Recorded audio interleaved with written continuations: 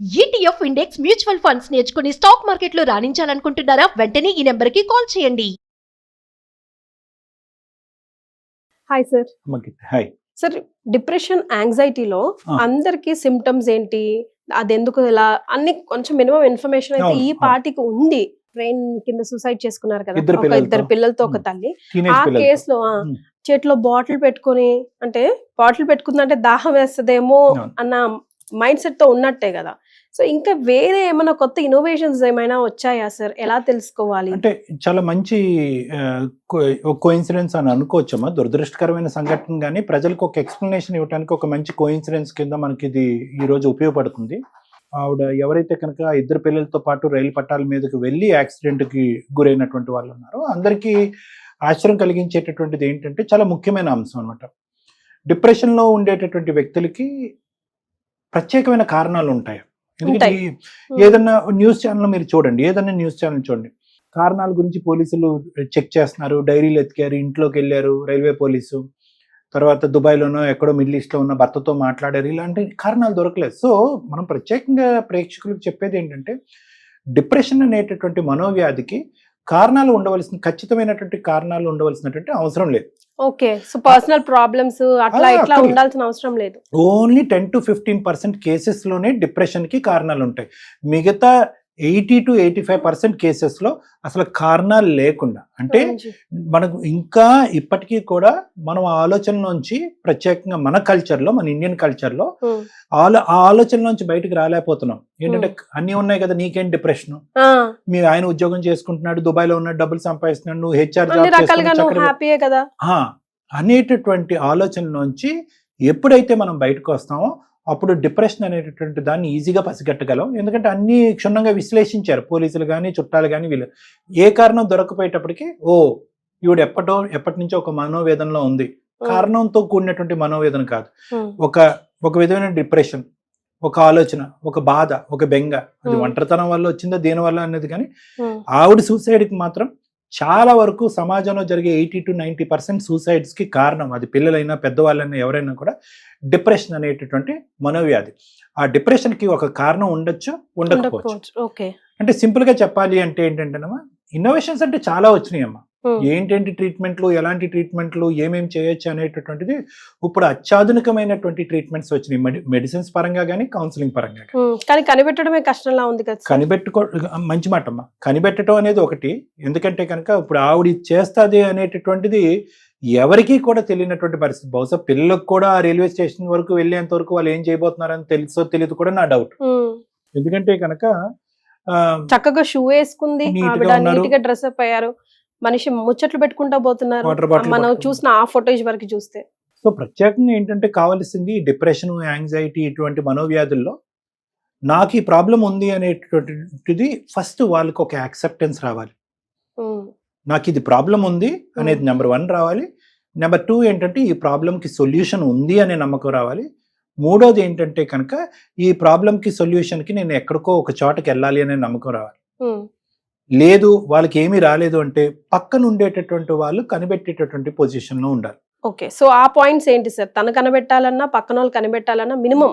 First of all depression లో ఉండేటటువంటి చాలా సిమ్టమ్స్ లో ప్రధానమైనటువంటి సిమ్టమ్ ఏంటంటే హోప్లెస్నెస్, హెల్ప్లెస్నెస్. అంటే నేను బ్రతకాలి అనేటటువంటి ఆలోచనకి, నేను బ్రతికి ఈ సమస్యల్లో కానీ, లేదంటే ఈ టెన్షన్లో కానీ, ఈ డిప్రెషన్లో కానీ, ఈ ఆత్మన్యూనతా భావము, ఒక విధమైనటువంటి లోటు, ఒక బాధ, ఒక ఒంటరితనం, ఎందుకు ఊరికూరికనే ఏడుపు వస్తుంది, జీవితం మీద విరక్తి వస్తూ ఉంటుంది, ఎందుకు వస్తున్నాయి అన్నీ బాగున్నాయి కదా అనుకున్నా కూడా ఆ ఆలోచనని కూడా కప్పేసేటటువంటి ఒక నెగిటివ్ థింకింగ్, ఏ పని మీద ఫోకస్ లేకపోవటము, రాత్రి నిద్ర పట్టకపోవటము, మార్నింగ్ లెగిసి పనికి వెళ్ళాలి అని అనిపించకపోవటము, బయటకు తయారవటానికి నీట్గా డ్రెస్ వేసుకుంటారు, లిప్స్టిక్ వేసుకుంటారు, మేకప్ వేసుకుంటారు, నీట్గా తయారవుతారు, అన్నీ అవుతారు, ఆఫీస్లోకి కూడా వెళ్తారు. ఎందుకు ఇవన్నీ చేస్తున్నారు? మరి లోపల ఇంత భావోద్రేకాలు ఉన్నా కూడా బయటకు ఎందుకు ఆ విధమైనటువంటి యాక్టింగ్ చేస్తున్నారా? ఎందుకంటే కనుక చాలా మంది మానవ సహజం ఏంటంటే, నేను మానసికంగా బలహీన, ప్రత్యేకంగా ఆవిడ హెచ్ఆర్ జాబ్లో ఉన్నారు, ఉదాహరణకు నేను చెప్తున్నాను, ఆవిడనే కాదు జనరల్గా, నేను మానసికంగా బలహీన పడ్డాను అనేటటువంటిది బయటికి వ్యక్తపరచడానికి నేను ఇష్టపడను. ఏదో విధంగా కవర్ చేసుకుని ఇంటికి వచ్చిన తర్వాత నా బాధ ఏదో నాతో చెప్పుకుని మాట్లాడుకుని ఏడుస్తూ బాధపడతాను. కానీ సమాజానికి చూపెట్టడానికి నేను ఇష్టపడను. అది డిప్రెషన్లో ఉన్నటువంటి ఒక ప్రత్యేకమైనటువంటి క్వాలిటీ. సో సిమ్టమ్స్ని దాచిపెట్టడం అనేది చివరి దశ వచ్చేంత వరకు దాచిపెట్టడం, లేదంటే సూసైడ్ చేసుకున్న తర్వాత అరే వీళ్ళు డిప్రెషన్లో ఉన్నారు అని చెప్పి చుట్టుపక్కల వాళ్ళు అనుకోవటం అనేది జరుగుతూ ఉంటుంది. సో ఈవిడ విషయంలో కూడా చాలా చక్కగా దాచిపెట్టారు, భర్త దగ్గర నుంచి కానీ అందరి దగ్గర నుంచి కూడా. బాగా చదువుకుని డిప్రెషన్లో ఉండేటటువంటి వాళ్ళు పక్క వాళ్ళకి ఒక నెగిటివ్ కౌన్సిలింగ్ ఇస్తూ ఉంటారు, ముఖ్యంగా పిల్లలకి, ఆ టీనేజ్ వయసులో ఉండేటటువంటి పిల్లలకి. అక్కడ మనం చూసినటువంటి ఒక పాయింట్ ఏంటంటే పిల్లలు ఎప్పుడూ కూడా తల్లి యొక్క చెప్పు చేతల్లోనే ఉన్నారు అనేటటువంటి ఒక కాన్సెప్ట్ వచ్చింది అక్కడ. అంటే ఎంత చెప్పు చేతల్లో ఉంటారు అంటే అరే ఈ జీవితం ఇంతేరా, మనకి ఎవరి దగ్గర నుంచి ఏ లాభం ఉండదు, ఎప్పుడు చూసినా ఇదే జీవితం అంతా కష్టాలే, మనం ఇలా బ్రతికి ఏం లాభము, ఏం సాధిస్తాము, ఎవరి గురించి బతుకుతున్నాం అని చెప్పి ఎప్పుడైతే ఈ నెగిటివ్ సంభాషణ ఒక తెలివైనటువంటి ఉద్యోగం చేసుకునేటటువంటి వ్యక్తికి పిల్లల మీద బాగా పట్టు ఇన్ఫ్లుయెన్స్ ఉండేటటువంటి ఒక తల్లి పాత్రలో ఉండే వ్యక్తికి వస్తే కనుక ఆటోమేటిక్గా పిల్లలు అది అబ్జర్వ్ చేసేసుకుంటారు.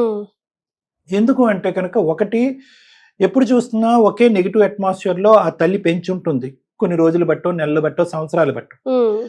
ఎలాగైతే తల్లి ఒక హ్యాపీనెస్ లేదో ఆటోమేటిక్గా పంచిచ్చే హ్యాపీనెస్ కూడా తల్లికి ఉండదు. కాబట్టి పిల్లలు కూడా ఆ హ్యాపీనెస్ ఇంట్లో ఆస్వాదించకపోయేటప్పటికి బహుశా అమ్మ చెప్పేది నిజమేమేమో, అన్ని రోజులు ఇలాగే ఉంటాయేమో, చీకటి రోజులేనేమో, దీనికి మించినటువంటి ప్రపంచం లేదేమో అని చెప్పి ఆ డిప్రెషన్ ఇంబైబ్ అయిపోతుంది అనమాట, ట్రాన్స్ఫర్ అయిపోతుంది పిల్లలకి. ప్లస్ టీనేజ్లో ఉండేటటువంటి పిల్లలకి హార్మోనల్ ఇంబ్యాలెన్స్ వల్ల, లేదంటే జెనెటిక్గా తల్లి నుంచి పిల్లలకి రావడం వల్ల కొంతవరకు డిప్రెషన్ ఉంటుంది. పక్కన ఒకప్పుడు తండ్రి ఉన్నాడు అనుకోండి, ఆ తండ్రి మాట్లాడి కానీ అందులోంచి బయటికి రాబట్టడం కానీ, లేదంటే ఆవిడని ట్రీట్మెంట్కి తీసుకెళ్ళటం కానీ ఇవన్నీ జరిగాయి. ఆవిడ సింగిల్ పేరెంట్ అయ్యింది, భర్త ఎక్కడో బయట ఉన్నాడు. సో ఆవిడగా ఊహించుకుని ఒక ఆత్మన్యూన్యత భావంతో ఒక నెగిటివిటీలో ఆవిడ కూరుకుపోయింది. అది కాస్త పిల్లల బ్రెయిన్లో నింపింది. ఒక రోజు పదండి నాన్న మనం ఇలా చేద్దాం అని చెప్పి చివరి వరకు ఆవిడ చెప్పిందని నేను అనుకోవట్లేదు, ఏదో ఊరు వెళ్దాం అన్నట్టు పట్టుకెళ్ళి ఉంటుంది ఆవిడ పిల్లల్ని. బహుశా అక్కడికి వెళ్ళేటప్పటికి ఇంకొద్దిగా పిల్లల్ని ఇన్ఫ్లుయెన్స్ చేసి నా తర్వాత మీకు జీవితం లేదు, నేను బ్రతికి ఏం లాభం, నేను ఎలాగ బ్రతకూడదని అనుకున్నాను, నా తర్వాత మాత్రం మిమ్మల్ని ఎవరు చూసుకుంటారు, ఏముంది జీవితము అనేటటువంటి కొన్ని మాటల గారడి, మాటల ఇన్ఫ్లుయెన్స్.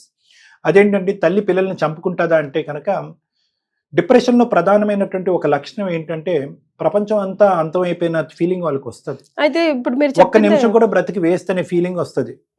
అది పిల్లలకి ఎందుకు నేను అది ఆ భయంకరమైన ప్రపంచాన్ని పిల్లలకి ఎందుకు పంచివ్వాలి, ఈ నెగిటివ్ వరల్డ్ని ఎందుకు ఇవ్వాలి, నాతో పాటు వాళ్ళని తీసుకెళ్ళిపోతే చంపిన దాన్ని నేనైనా కూడా సంతోషాన్ని ఇచ్చినటువంటి దాన్ని అవుతాను అనేటటువంటి ఫీలింగ్ వాళ్ళకి ఇవ్వటం వల్ల వాళ్ళ వెళ్ళిపోయారు. అదే దట్స్ వాట్. ఇప్పుడు ఇదే కష్టం, నేనే కష్టం, ఇంకా ఈ కష్టం మీకెందుకు అనడమే పెద్ద హార్డ్ వర్డ్ అవుతుంది వాళ్ళకి. నాతో పాటు మీరు పదనంటే ఆబ్వియస్ గా పిల్లలు they follow mother anyways, influence అంతగా ఉంది. మదర్ యొక్క పవర్ ఉంటుందమ్మా, ప్లస్ చదువుకున్న మదర్ పవర్ ఉంటుంది, ప్లస్ ఒక ఉన్నతమైనటువంటి ఉద్యోగం చేస్తున్నటువంటి ఒక మాట తల్లి, ఒక వ్యక్తి యొక్క మాట మీద గౌరవం ఉంటుంది పిల్లలకి, ప్లస్ పిల్లల్లో ఒక టీనేజ్ హార్మోన్స్ ఉంటుంది, ప్లస్ ఒక తప్పు చేయనటువంటి ఒక తల్లి ఈ మాట అంటుంది అంటే కనుక ఆ మాట మనం జబదాటకూడదు అనేటటువంటి ఆలోచన పిల్లలకు ఉంటుంది.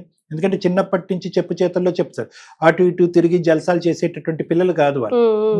అమ్మ అమ్మ అమ్మ అమ్మ, సో అమ్మ తినమంటే తింటారు, పడుకోమంటే పడుకుంటారు, చచ్చిపోదామంటే చచ్చిపోతారు. సో ఆ విధంగా జరిగినటువంటి సంఘటన. To wind up the whole topic మనం ఏం కంక్లూజన్ ఇవ్వాలి సార్? డిప్రెషన్ అనేటటువంటిది ఇందాక నేను చెప్పినటువంటి లక్షణాలు ప్రధానంగా ఒకసారి మనం మళ్ళీ స్మరించుకుందామమ్మా. డిప్రెషన్ అనేటటువంటిది సూసైడ్కి ప్రధానమైనటువంటి సూత్రము, ఒక కారణము. ఇది కూడా ఒక జబ్బు, దీనికి ప్రత్యేకమైనటువంటి కారణాలు ఉండవలసినటువంటి అవసరం లేదు. అది బ్రెయిన్కి సంబంధించినటువంటి న్యూరోబయలాజికల్ కెమికల్ డిస్టర్బెన్స్, హార్మోన్స్ కాదు, neurobiological chemical disturbance. BP, sugar, thyroid, ఇలా దీర్ఘకాలికమైనటువంటి సమస్యలు ఎలా అయితే ఉంటాయో ఇది కూడా ఒక వ్యాధి, ఒక డిజీజ్. ఈ వ్యాధిని మనం కట్ చేయటం గురించి ముందుగా ప్రధానమైనటువంటి అంశం గ్రహించటం అనేటటువంటిది ఇంపార్టెంట్.